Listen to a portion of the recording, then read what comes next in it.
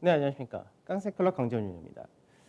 전일 국내 증시 역시 상당히 강하게 움직이면서 2,300포인트를 돌파해서 마감이 되는 그런 모습을 보여줬습니다. 국내 증시가 2,300이라는 포인트가 실제적으로 2018년도 하반기 이후에 처음으로 올라온 그런 자리이기 때문에 실제적으로 어느 정도 국내 증시가 그동안 약세를 많이 보던 부분에서 상당 부분 많이 상승을 했다. 이렇게도 볼 수 있을 것 같은데 실제로 국내 증시 자산가치 기준으로 볼 때는 2,310포인트 전후가 자산가치 1.0배 정도 수준밖에 안 되기 때문에 실제로 국내 증시는 여전히 저평가다 이렇게 봐야 될 겁니다. 해외 증시 대비해서.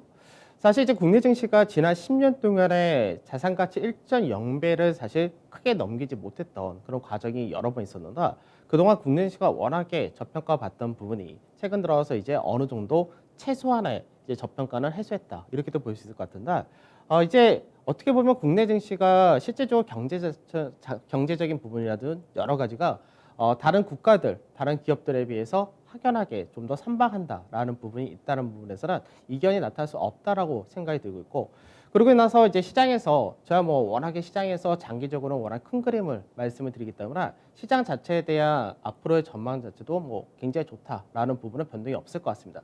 다만 이제 아쉬운 부분은 수급적인 부분에서 너무나 개인 투자자분들의 쏠림이 좀 크다는 부분인데 어떻게 보면 이 역시도 국내 증시가 그동안 계속해서 못 움직이고 국내 증시 자체로 자금이 유입되지 못했던 부분이 대규모로 유입이 된다. 자연스러운 현상일 수도 있는데 근데 뭐든 좀 과하면은 좋지는 않은 부분인데 최근 들어서는 일부 좀 과한 부분이 없지 않아 있다. 이렇게 생각이 좀 드는 것 같습니다. 자, 어제 시장 하나씩 체크해 보면서 진행하도록 하죠. 먼저 지수를 보게 되면은 지수가 이제 1.4% 상승해서 2,311포인트로 마감이 되었습니다. 그래서 거래대금은 17조 6천억까지 다시금 큰 폭의 증가세가 나타났고 수급적인 부분에서는 외국인과 기관, 동반 매도가 이어지는 모습이었습니다. 외국인의 매도는 크지 않았지만 기관에서의 매도세가 여전히 크게 나타난 그런 모습을 보여줬다가 됩니다. 그다음 선물 시장에서는 외국인들이 선물을 장중에 매수를 크게 확대하는 모습을 보여줬는데 외국인들 선물 매수가 대규모로 들어오면서 지수 역시 상당히 좀 강하게 끌고 올라가는 그런 모습을 보여줬다 됩니다. 그래서 외국인 같은 경우 이제 누적 순매수가 2만 9천 계약 가까이 증가를 하면서 외국인들 누적 순매수가 고가를 앞전에 제일 많았던 부분을 넘어간 그런 모습을 보여줬다 되고요. 베이시스는 약박까지 이제 다시 올라온 모습을 보여줬다 됩니다. 그다음 코스닥 역시 시장에서 거래대금이 12조 5천억까지 증가하면서 이제 1.44% 상승하면서 계속해서 연중 신고가 경신한 모습 동일하다가 되는 거고요. 수급적인 부분에서는 외국인과 기관이 일부 매수하는 흐름을 보여줬었다 됩니다. 사실 이제 시장에서 우리가 일반적으로 생각할 때 외국인과 기관이 동반 매도를 할 때는 지수 자체가 보통은 약세를 띠거나 하락을 나타낸다. 보통이 이런 수급을 나타낸다. 최근 들어서 지난주부터 해가지고 계속해서 보게 되면 외국인과 기관이 동반 매도를 하는 흐름을 보여준데도 불구하고 지수 자체는 계속해서 올라가는 흐름을 보여준다 됩니다. 그러면 전체적으로 이제 시장에서 개인들의 자금 흐름을 좀 보게 되면 개인들의 자금 자체가 시장에서 이제 연초부터 계속해서 증가를 하고 있었습니다. 사실 이 부분은 삼성전자의 효과가 컸었다고 봐야 되는데 그 이후에 주가가 급락하면서 개인들의 매수가 굉장히 크게 증가를 했다 되죠. 고객 예탁금도 증가를 했고 개인들의 매수 역시도 상당히 크게 증가를 하는 모습이었습니다. 근데 이제 최근 들어서 이제 어디서부터가 조금 모양이 좀 일그러졌다 이렇게 생각 좀 하고 있는데 왜 그러냐면 6월 달까지는 시장에서 개인들의 고객 예탁금의 증가도 꾸준하게 이어지고 개인들의 매수 자체가 대부분 현금을 중심으로 매수를 했었다가 됩니다. 근데 6월 달 들어오면서부터 최근 들어서는 개인들의 현금 매수 비중은 사실 더 크게 늘지가 않은 그런 흐름을 보여주고 있고 개인들의 신용 규모죠. 신용을 중심으로 매수가 커진다가 됩니다. 그래서 실질적으로 지금 증시에 자금이 들어오고 개인들이 매수하고 이 부분이 가지고 있는 현금을 중심으로 매수를 하면은 괜찮다고 그러는데 신용이 계속해서 증가를 하면서 탄다는 거죠. 사실 신용을 가지고 매수한다는 부분에서 레버리지 효과를 본다는 부분인데 사실 레버리지가 나쁘다 이렇게 볼 수는 없습니다. 신용을 이용해서 더 큰 수익을 더 나타낸다가 되기 때문에 그런 부분에서 나쁘지 않은데 나중에 이렇게 신용을 갖고 즉 빚을 내 가지고 주식을 투자한다는 부분이 나중에 문제가 생길 때를 한 번은 생각해 볼 필요가 있는데 그 부분이 현재는 전혀 고려가 되지 않은 상태에서 움직이기 때문에 이런 부분이 시장에서 수급적인 부분에서 개인들의 매수가 강할 때는 좋지만 나중에 차익이 떨어지거나 지수가 시장에서 강세가 현재가 계속해서 이어지는 과정에서 조정이 나타날 가능성도 배제할 수 없기 때문에 그럴 때가 문제가 생길 수가 있다 되겠죠. 근데 이제 최근 들어서 거래소에서도 사실 그런 흐름이 개인들의 비중이라는 부분이 굉장히 커졌다 이렇게 봐야 되는데 원래 이제 코스닥 시장 같은 경우는 개인들의 매매 비중이 전체 거래에서 약 90% 정도를 늘 차지했었기 때문에 코스닥에서는 외국이나 기관에서의 매매 비중이 크지 않다는 점에서 실질적으로 외국인들이 매도를 하고 기관이 매도한다 하더라도 개인들의 힘만으로도 충분히 어느 정도 올라가고 그게 가능하다가 된 시장이었습니다. 근데 거래소 같은 경우는 앞전에 이제 시장이 무너지기 전까지는 거의 평균적으로는 외국인과 기관에서의 매매 비중이 한 절반 정도를 차지하고 나머지 이제 개인들이 한 절반을 차지하는 그런 흐름을 보여줬었기 때문에 그래서 실질적으로 이 당시에는 외국인과 기관의 매매 동향이 상당히 중요한 그런 시장이 되었다 이렇게 볼 수 있겠죠.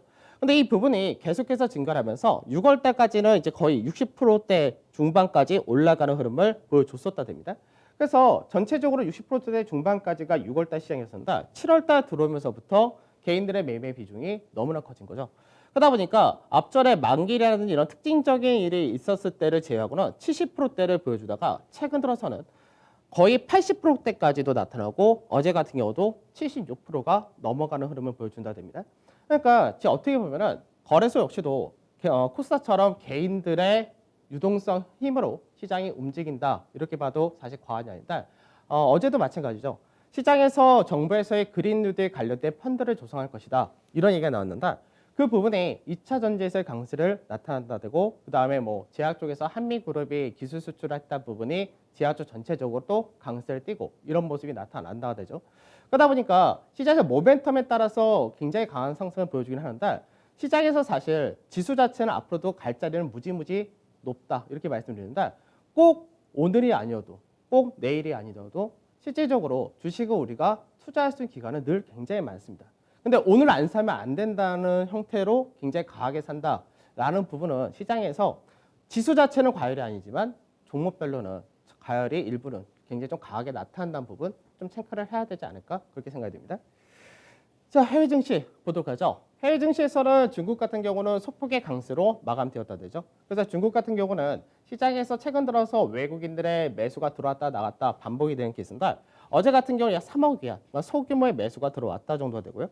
그 중국에서 이제 앞전부터 반도체 굴기 관련해서 계속해서 투자를 한다라는 부분이 있었는데 이쪽에 대해서 반도체뿐만 아니라 소프트웨어까지 해서 이제 어떻게 보면 미국과 중국하고 이런 계속해서 기술에 대한 논쟁이라든지 계속 갈등이 있다 보니까 거기에 대한 지원책을 발표를 했다는 부분이 있었습니다. 그래서 이 부분이 이쪽 관련주들의 강세로 인해서 중국 같은 경우가 소폭의 강세로 마감된 모습이었습니다. 그다음 미증시인데 미증시 같은 경우는 0.5에서 1.39% 상승으로 마감이 되었죠. 다우지수가 1.39% 상승했고 나스닥 같은 경우가 0.5% 정도 상승 마감했는데 사실 어저께 발표된 고용지표를 보게 되면 고용지표는 굉장히 안 좋았습니다. 그래서 고용지표로 봤을 때는 미국에서의 경기 회복이라는 것이 굉장히 더딜 수밖에 없다. 이렇게 되는 케이스인데 반대로 이제 서비스 구매자 지수 같은 경우도 좋은 흐름을 보여줬었다 되죠. 그러니까 지금 현재 미국에서의 경제 지표를 봤을 때는 고용이라든지 이런 경기 회복 자체에 대한 부분은 굉장히 더딘 상태에서 정부에서 주는 실업급여 이런 걸 가지고 소비는 잘한다. 이렇게 얘기가 나온다. 그러면 결국 이 경제 지표가 유지가 되고 최소한의 미국 경기가 더 나빠지지 않으려면 고용지표 회복이 더딘 상태에서 계속해서 정부에서 주는 실업급여가 상당히 중요하다가 됩니다. 그래서 실업급여 관련해 가지고 이제 민주당과 공화당이 계속해서 어느 정도 이견 차이를 보이고 있었는데 이 부분을 어느 정도 축소했다 이렇게 얘기를 하면서 이제 부양책에 대해서 어느 정도 합의를 할 것이다라고 얘기가 나왔습니다. 그래서 빠르면은 오늘 오전 중에 민주당과 공화당이 현재 뭐 회의를 하고 있다 이렇게 얘기를 한다. 이 부분이 결과 나올 수 있는데 결국 오늘까지 어느 정도 결과가 나온다면은 주말까지 통과되거나 합의될 가능성이 높다 이렇게 보시면 될 것 같습니다. 우선은 시장에서 최근 들어서 이제 경기 회복에 대한 기대치 물론 나라마다 다 틀리다고 말씀드렸는데 그 부분에서 자동차 부품이라든지 산업재, 운송, 금융, 소재 전체적으로 경기 관련이 상당히 강한 흐름을 보여줬었다 되고 최근 들어서 많이 올라갔었던 종목군들에서 일부는 차익 실현이 떨어지는 모습을 보여줬다 됩니다. 변동성 지수는 계속해서 약세 흐름 이어진다가 되고요. 유가라든지 금, 은, 그리고 구리라든지 여러 가지 원자재 쪽에서가 상당히 강한 흐름을 보여준다는데 어제 유가 역시도 상승세를 보여줬다 이렇게 되는 케이스였고요. 그럼 이 상승의 배경이 뭐였냐면은 사실 달러화가 약세를 띄운다 이 부분이 가장 큰 배경이었다 보시면 되겠습니다. 그다음에 MSCI 코리아 인덱스 같은 경우는 2.43% 상승했었기 때문에 국내 증시의 상승분도 역시 반영이 되지만 추가적인 강세가 더 나타났다 되겠습니다. 그다음에 원달러 한 주로 이제 어저께 1,190원을 하향 이탈해서 마감이 되면서 추가적으로 약세 더 뛰면서 1,186원에 마감이 되는 모습이었죠. 자, 달러 인덱스 한번 보도록 하죠. 달러 인덱스가 전체적으로 이제 약세 추세 바뀌었다라고 말씀드렸는데 시장에서 앞전에 말씀드렸듯이 달러가 왜 약세를 띄느냐 이 부분이 예전에 생각을 하게 되면은 미국에서 돈을 풀었고 그 돈이 계속해서 유동성을 확장시키기 때문에 결국 달러가 약세를 띈다 이런 논리가 지금 현재 이쪽이 맞다 이런 것이 아니라 실제로 미국의 경기 회복이 가장 더디다라는 부분이 영향을 미친다 됩니다. 그래서 달러의 약세란 부분이 사실 신흥국으로 자금이 넘어오느냐 그게 넘어오지 않는다가 되죠. 그러다 보니까 달러화와 연동이 된 데가 사실 원자재 시장이 되는데 그런 원자재 시장에서 금이라든지 은 같은 쪽에 계속해서 강세를 띄는 것이 그 배경 중에 하나가 되는 거고 경기 회복에 대한 기대가 우선은 중국이라든지 우리나라든지 일부 국가들에서는 먼저 나타나기 때문에 특히 중국에서의 강세라는 부분은 이제 구리라든지 이런 경기 관련된 금속도 같이 상승을 띄우는 모습을 보여준다 됩니다. 그래서 어제 같은 경우는 유가가 이제 추가적으로도 강세 띄었던 것이 이런 달러의 약세와 연동이 된다 이렇게 보셔야 되겠죠. 자, 그래서 금 가격도 한번 보도록 하죠. 금 가격을 보게 되면은 금 같은 경우가 이제 꽤나 오래된 얘기인데 2011년, 12년 이때가 이제 금 가격이 1,900불 이전 때가 고가였습니다. 근데 이 자리대를 최근 들어서 넘어가면서 2,050불 전후까지 올라와 있는 그런 상태인데 그러니까 금 같은 경우가 계속해서 가파르게 올라왔다는 거죠. 그래서 금은 안전자산이라는 특징도 가지고 있지만 그 외적으로 달러화가 약세되는 부분도 금 가격의 강세를 같이 나타낸다 이렇게 보셔야 되겠습니다. 자, 그다음 유가도 한번 보도록 하죠. 유가 같은 경우가 이제 어제 추가적인 강세가 나타났다 됩니다. 그래서 유가는 앞전에 이제 계속해서 갭으로 떨어졌던 자리대가 41불선이었습니다. 그 가격을 중심으로 해서 계속 반복을 하는 모습을 보여주다가 어제 이제 42불선을 살짝 넘어가는 그림을 보여줬었다 되죠. 그러면 유가 같은 경우는 경기가 사실 좋아져야지 추가적인 수요가 발생된다라는 그런 배경이 필요하긴 한데 추가적으로 역시 유가도 강세 띄게 되면서 추세 라인대 상단 자리 이 라인대가 한 45불, 46불이 되는데 이 라인대를 넘어갈 수 있을 것이냐 이 부분이 좀 중요하다 정도 체크하시면 될 것 같습니다. 자, 그다음에 MSCI 코리아 인덱스죠. MSCI 코리아 인덱스를 봤을 때 이제 중요 라인대를 넘어가게 될 경우는 추가 상승이 64포인트 전후까지 더 열려 있다라고 말씀드렸는데 지금 이제 63.24까지 올라왔기 때문에 추가 상승폭은 뭐 더 나타난다 했을 경우가 한 1.1에서 뭐 1.5% 정도 이 정도 될 것 같은데 결과적으로 보게 되면은 MSCI 코리아 인덱스로 봤을 때도 국내 증시가 주 하락 추세를 돌파를 하고 강세를 띈다가 됩니다. 그래서 박스권의 상단 자리 이 라인대를 돌파를 하게 되면은 나중에는 기본 마디가 더 크게 열리기 때문에 국내 증시는 더 강한 상승을 나타내 준다가 되겠죠. 다만 이제 상단 자리대를 넘어가고 나서 숨고르기 할 거냐, 저항을 한번 받고 숨고르기를 하고 갈 거냐 이 정도의 차이 보시면 되겠습니다. 자, 어제 시장 보도록 하죠. 어제 시장을 보게 되면은 우선은 두 가지의 가장 강한 모멘텀이 있었죠. 우선 첫 번째가 그린 뉴딜. 그린 뉴딜 펀드를 조성한다. 사실 펀드 금액은 얼마 되지는 않습니다. 다만 이제 정부의 정책이 그린 뉴딜 쪽으로 확고하게 잡혀져 있기 때문에 거기에 대한 모멘텀이 이제 2차 전지를 중심으로 다시 한번 강한 상승을 나타내 줬다가 되고요. 그다음에 이제 한미그룹에서가 기술 수출, 그러니까 지금 현재 앞전까지 올라갔었던 제약바이오주들 같은 경우는 실질적으로 매출의 증가라든지 코로나 관련된 치료제나 백신 이쪽을 뭐 아직 성공하지는 않았지만 이쪽에 대해서 개발을 한다라는 부분이 모멘텀으로 움직였던 케이스였습니다. 근데 한미그룹 같은 경우가 다시 한번 이제 기술 수출을 했다라는 부분이 이제 실질적으로 성공을 해야지 마일스톤을 제대로 받겠지만 그 전에 수출을 했다 어떤 가시적인 성과가 나타났다는 부분이 다시 한번 제약주들의 강세로 연결된 그런 케이스가 되었다 됩니다. 그래서 시장에서 전체적으로 가장 강했다는 부분은 정유화학, 특히 정유화학에서 2차 전지 내에서도 SK이노베이션이 굉장히 강하게 움직였다 되는 케이스였고요.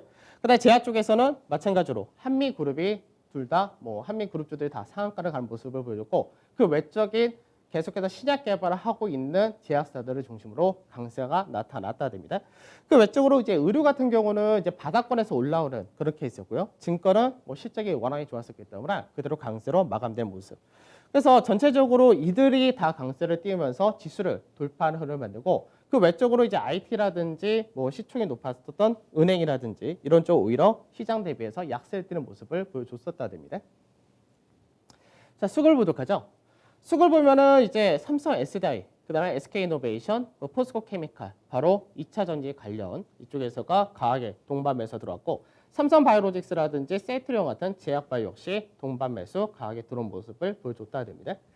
그다음 매도를 보게 되면 매도에서 이제 하이닉스, 삼성전자가 매도를 또다시 많이 나타내는 모습을 보여줬다 되는데 삼성전자나 하이닉스 반도체에 대해서가 계속해서 고정가 하락 이런 부분이 상승을 짓누르는 그런 흐름을 보여준다 되는 게 있습니다. 그다음 카카오 같은 경우는 이제 실적 발표가 있는데 그 전에 일부 차익 실현이 떨어지는 모습을 보여줬었다 되고요. 그 외적으로도 이제 증권에서도 일부는 차익 실현 나타나는 모습을 보여줬습니다. 그다음 기관에서 수급을 보면 기관에서는 마찬가지죠. SK이노베이션에 대해서 가장 강하게 매수가 들어온 모습 동일했고 그 외적으로 세트리온이라든지 삼성바이오로직스 같은 역시 제약바이오, 그다음 포스코케미칼 2차 전지, 그리고 하나솔루션. 최근 들어서 이제 태양광, 사실 이제 7월달 이후에 시장을 보게 되면은 가장 강한 업종이 사실 태양광입니다. 이쪽도 그린 뉴딜이라는 부분도 있지만 이제 실제적으로 폴리시콘 가격이라든지 미국 바이든이 추구하는 신재생에너지 이쪽 관련된 모멘텀을 많이 갖고 있기 때문에 이런 쪽에서가 역시 동반 매수 강한 모습을 보여줬다 되죠. 그다음 매도는 역시 삼성전자, 하이닉스를 중심으로 매도가 나타난 모습은 동일했다 됩니다. 그래서 최근 들어서 외국인들이나 기관에서의 매매 방식이 업종을 산다라기보다는 전체적으로 액티브, 그러니까 이제 종목별 이런 쪽으로 약간 모멘텀이 있는 쪽을 사고 그 외점을 좀 파는 그런 과정을 나타내기 때문에 시장을 전체적으로 사는 패시브 자금이 들어온다 이런 부분은 아직까지 없다가 됩니다. 자, SK이노베이션 한번 보도록 하죠. SK이노베이션 주봉 차트인데 사실 이제 SK이노베이션 같은 경우 상반기 적자가 너무 컸습니다. 유가가 급락을 했다 이런 부분에서가 너무나 크게 하락했고 그러다 나서 이제 아무래도 전 세계적인 경기 회복이 빠른 나라는 빠른데 전체적으로 좀 더딘 그런 상태이기 때문에 그런 부분이 정제 마진이라든지 이런 실적에는 그다지 좋지 못하다 됩니다. 근데 우선 SK이노베이션 같은 경우는 배터리 사업에서는 LG와 카오는 달리 아직까지 적자를 보고 있고 아직까지 매출 비중에서는 크게 비중을 차지하지는 않는다고 하는데 그래도 최근 들어서 다른 2차 전지 배터리 관련주들이 워낙에 시장에서 시세가 많이 나왔기 때문에 상대적으로 SK이노베이션도 2차 전지 사업을 하고 있다라는 부분이 부각이 된 그런 케이스가 되었습니다. 그러니까 상대적으로 싸 보인다라는 관점입니다. 그러다 보니까 이제 추세 라인대를 역시 돌파 흐름을 어저께 하루 만에 나타내주는 모습을 보여줬다 되죠. 그러니까 추세를 돌파하면서 이제 15만 8천 원짜리대가 올랐는데 이 라인대가 앞전에 계속해서 박스권의 하단으로서 움직였던 자리이기 때문에 이 라인대는 최소한 숨고르기가 필요하다가 될 것이고 조금 과하게 움직였다라고 할 경우는 14만 원 전후까지는 한번 차익 실현이 떨어질 수 있다 정도 체크를 하시면 될 것 같습니다. 자, 지수를 보도록 하죠. 지수가 원래 이번 주까지는 봤던 그림은 2300 정도까지만 말씀드렸습니다. 그래서 실제로 어저께 이 라인대를 넘어갔다 이렇게 되는데 아직까지 이 패턴에서의 상단자리 넘어갔다 해가지고 다시 새로운 패턴이 만들어지지는 않기 때문에 이 패턴의 상단자리 넘어간 만큼 이 상단자리 2300짜리 전후까지는 약간의 숨고르기가 나타날 가능성이 높다 이렇게 봅니다. 그 다음에 대형지수도 마찬가지가 되겠죠. 대형지수도 마찬가지로 이제 대형지수는 원래가 한 번을 건드려야 될 자리가 2255에서 2265포인트가 연주 고가 자리이기 때문에 이 라인대는 한 번은 넘어가는 과정이 필요했었는데 이 부분을 어저께 나타냈다 되고 그러면 고가를 넘었으니까 역시 지지 테스트를 받는 과정이 최소한 한 번은 필요하다 정도 체크를 하시면 될 것 같습니다. 자, 투자율을 보도록 하죠. 이제 사실 다음 달 만기까지가 2370 정도로 보고 있는데 이거를 좀 더 높여야 되지 않을까? 이런 생각도 들 정도로 시장이 굉장히 강합니다.